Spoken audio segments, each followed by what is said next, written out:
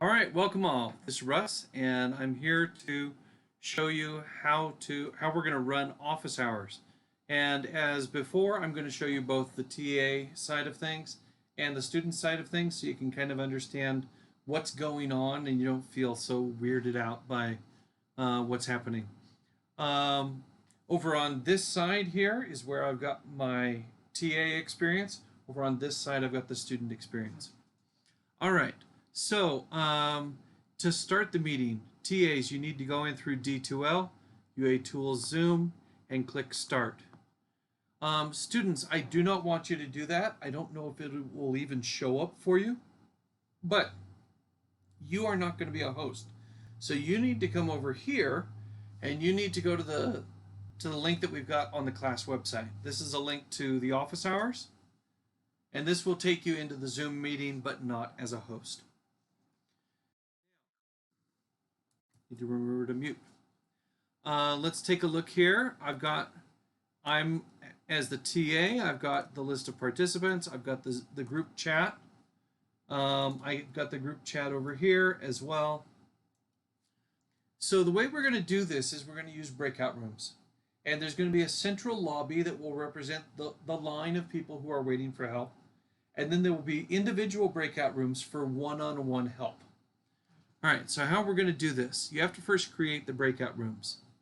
Now, something I learned, if you want to create these, so you first go through and, oh, that's wrong. I don't want one breakout room. I want a whole bunch of breakout rooms. Let's well, I keep hitting the wrong button. There we go. We want to recreate, I'd say about 10 rooms. Enough rooms so you can have one-on-one places for everybody. Plus, we're going to kind of need a dummy room as well. A weird thing about how this works, you can't pre-create these breakout rooms when there's nobody logged in. So you can't create the first breakout until the first student has joined. Or you could have your buddy, a fellow TA, join and temporarily be a student just for a moment. I don't know. You could make something work. But once you've created them, now you have to say open all rooms. Now what you're going to see from the student experience is that they're going to be automatically joined into a room. That's not what we want long term, but unfortunately the very first time you create breakout rooms for the day, it's just going to happen. All right, so how are we going to deal with this? Once we've got the breakout rooms established, let's log Eric out and have him let's have him come back in, and we'll pretend that he's a brand new student who was not here beforehand. You'll notice there's nobody listed in any of the breakout rooms now, but when Eric joins, now Eric is showing up as one of the participants, and over here he's marked as unassigned. Unassigned is where we want the students to be generally. Now, what Eric is going to do is he's going to say, I have a question about long 8.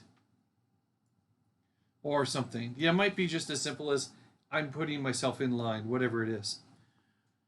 So you as a TA are going to be going through here. You're going to be looking and saying, who are the people who haven't been helped yet, who are still needing it? So Eric Lewis looks like he needed some help. And here he is. He's unassigned. So what you're going to do is you're going to assign him to one of the breakout rooms. When you assign him to a breakout room, Eric will get an invite to join. The student needs to join into that breakout room.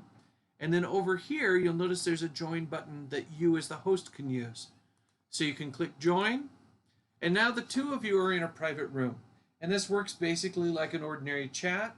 It's just an isolated chat that only the two of you are in. I think most of the time what we'll probably see is that the student will share their screen. So the student might share their Mu window. And now the student can type things. The TA can comment on them. One of the cool features is that if you're not the one sharing, you do have the ability to annotate. So if you go to view options and say annotate, now you can draw on the screen share that the other person is providing. So you can do things. The other thing that I think we'll probably use a lot is we'll use the arrow where you could say, hey, your syntax error is right over here. So you can create an arrow somewhere on the screen so that it's clear what you're talking about, you know, if you're trying to point at something. So anyway, this is going to be a place where the student and the TA are going to work together to try to solve the problem. After a little while, the student hopefully has made some forward progress. The student over here will click stop share, and both of them can leave the breakout room. Ideally, what we'd like is to have the students leave the breakout room, but we don't really have the ability to force them to do that. So you as the TA, you're going to need a place where you put people who are not currently being helped, people who have already been helped. So what you're going to do is you're going to use this move to option and move them. We'll probably use the last breakout room as just the sort of the dumping ground. We'll have lots of students assigned to breakout room 10 at any given moment. These other ones are going to be the private rooms that you're going to have for doing for helping the students. Make sure that you open up the chat so you can figure out who's available next, and you'll figure out who next needs help. That's basically our process here. We're going to have the one central room. We're going to use the chat to try to keep an order of who's waiting. The TAs are not going to be in the central room very often. So if you try to talk to the TAs through the central room, not going to work. That's an unfortunate reality. I don't know of a better way to do it. The TAs are going to spend most of their time in the breakout rooms, helping individual students. When they're done with a student, they'll move that student into the kind of holding breakout room, and we'll go back to the main room to see who needs to be helped next. So I hope that's useful. I hope it's clear, and I'm looking forward to seeing you all this coming week. Bye now.